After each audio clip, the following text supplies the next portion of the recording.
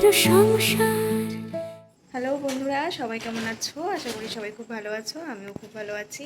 আবার অনেক দিন পরে চলে এসেছি তোমাদের সাথে দেখা করতে। তোমাদের সকলকে রায়ের সংসারে অনেক অনেক স্বাগত জানাই। তোমরা সবাই আমার পাশে থেকো। তো দেখো, এখন ভোর 5টা বাজে। আমি ভোর 4টের সময় উঠেছি। আমাকে উঠিয়ে দিয়েছে যে 4টের সময় উঠে বলছি কি চলো তোমার কাছে একটা জায়গায় নিয়ে যাব। তো উঠে গেছি, উঠে রেডি হয়েছি। দেখো এখন আমার চোখে ঘুম, বিছানা এখনও পড়ে রয়েছে, বিছানায় এসে গুছাবো। তোমাদের একটু বাইরেটা দেখাই, এখনও অন্ধকার এখানে।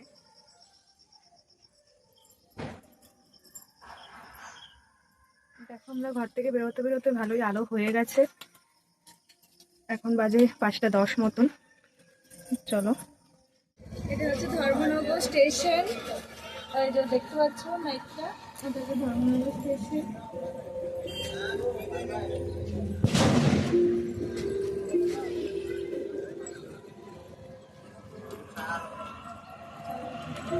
দেখো এখানে রাস্তাটা না অনেকটা আমাদের কলকাতার মতনই রাস্তাগুলো না। কলকাতা তো এরকমই রাস্তা, বেশ ফাঁকা ফাঁকা, বেশ ভালো লাগছে। সকালের একটা বেশ মনোরম আবহাওয়া, খুব ভালো লাগছে বেশ। মনোরম আবহাওয়া খাটের উপর শুয়ে কি দেখতে পারতে বলো? না, তাহলে ডাকিয়ে চালা।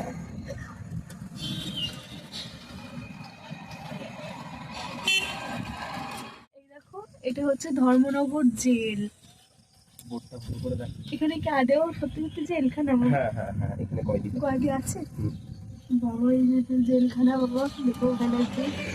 এই রাস্তাটা অনেকটা আমাদের বারাসাতের কাজীবাড়ির মতন লাগছে। দেখো আমি না ভুলেই যাচ্ছি যে আমি কোথায় যাচ্ছি। মনে হচ্ছে মাঝে মাঝে মনে হচ্ছে যেন আমি ইউনিভার্সিটি যাচ্ছি। হ্যাঁ, এটা একটা কোনো প্রাইমারি স্কুল হতে পারে বা কিছু প্রাইমারি স্কুল হতে পারে। খুব সুন্দর লাগছে দেখতে, বেশ। কতটা বোঝা যাচ্ছে বলতে পারবো না, কিন্তু বিশাল ঢাল এটা, মানে উঁচু। একটু উঁচু।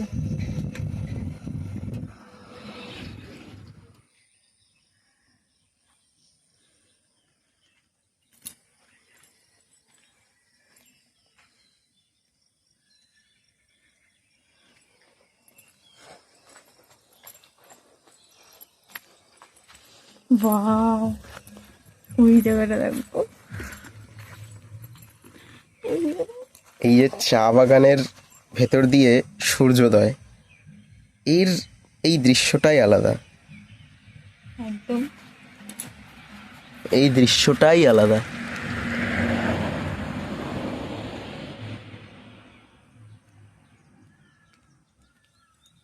চারিদিকে চা বাগান। তো এটাতেই শেষ নয়, এটাতেই শেষ নয়, আমরা বড় টি গার্ডেনটাতে যাব।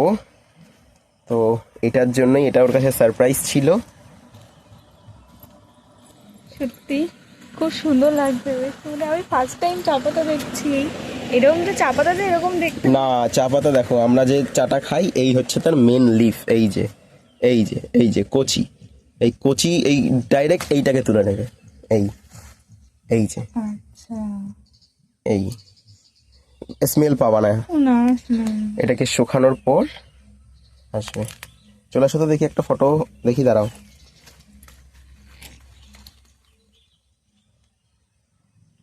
চলো আমরা মেইন চা বাগানে যাই।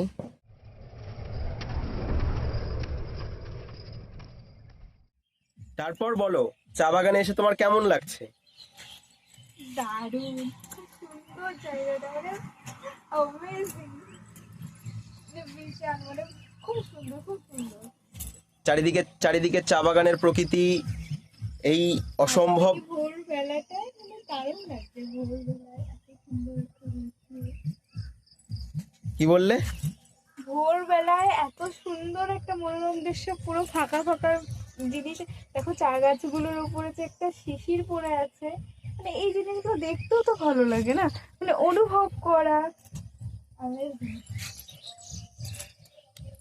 আর কিছু কিছু ফুল ফুটেছে,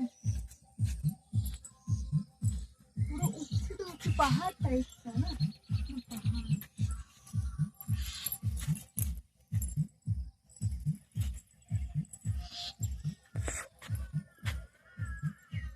ওখানে কি কোনো ট্রেন?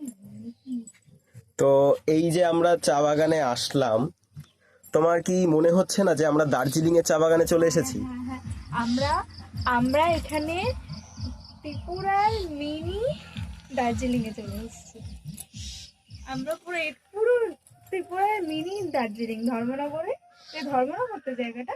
এটা এটা তোমার হাফলং এর চা বাগান বলে এটাকে। এটাকে হাফলং এর চা বাগান বলে। ধর্মনগরের নিয়ারেস্ট সব থেকে বড় চা বাগান। তোমরা এরিয়াটা দেখলে বুঝতে পারবে, এই চারিদিকে দেখতে পাচ্ছ পুরো এরিয়াটা জুড়েই কিন্তু শুধু চা বাগান। রাস্তার ওপাশেও কিন্তু চা বাগান। ওখানে সূর্যের আলোর জন্য দেখা যাচ্ছে না, কিন্তু তোমরা বুঝতে পারবে যে ওখানে ঢালের মধ্যে যে চাষটা করা হয়েছে। এদিকে পুরো মানে এই চা বাগানের ভেতর দিয়ে হাঁটা শুরু করলে চা বাগানটা শেষ হয় না জাস্ট। সেটা আজকে আমরা দুজন মিলে সেটা অনুভব করব। আমরা সাইকেলটাকে লক করে দিয়ে এসেছি, ঠিক আছে? কারণ আজকে আমরা ভোরবেলা বেরিয়েছি। এখন বাজে সকাল 6:10। তো আমরা হেঁটে চলেছি। অসম্ভব সুন্দর দৃশ্য। কেমন লাগছে? ঠিক এতটা সুন্দর, উফ, মানে একটা চোখের শান্তি যে আমি এত সুন্দর একটা জায়গায় দাঁড়িয়ে এই ভোরবেলায় পাখির কিচিমিচির আওয়াজ শুনছি। একটা সুন্দর অনুভূতি হচ্ছে, মানে যেটা একটা সুন্দর দৃশ্য, যাকে একদম মন থেকে ফিল করতে পারছি।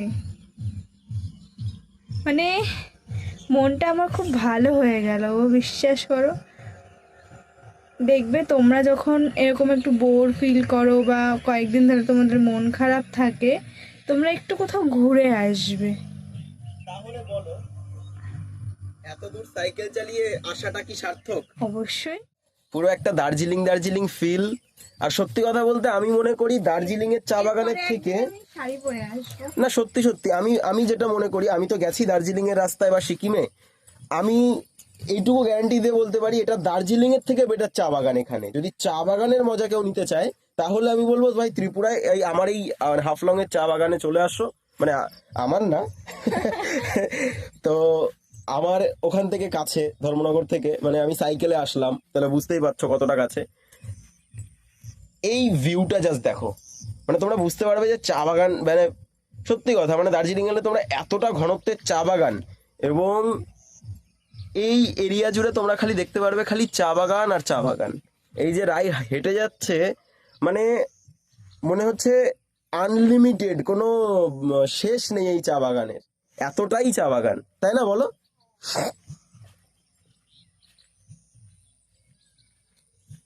একটু হাই করে দাও সবাইকে, তাকাও। বন্ধুরা দেখো আমি কোথায় এসেছি।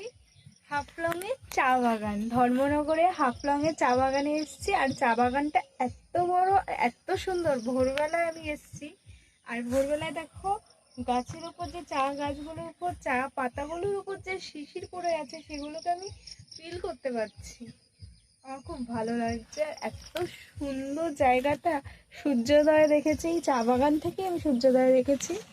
সবাই একবার হলেও, যদি যারা যারা ত্রিপুরায় আসছো বা এসেছো বা আসবে ভাবছো, তারা কিন্তু অবশ্যই এই চা বাগানটা, মানে এই ধর্মনগরে হাফলংয়ের চা বাগানটা একবার ভিজিট করো।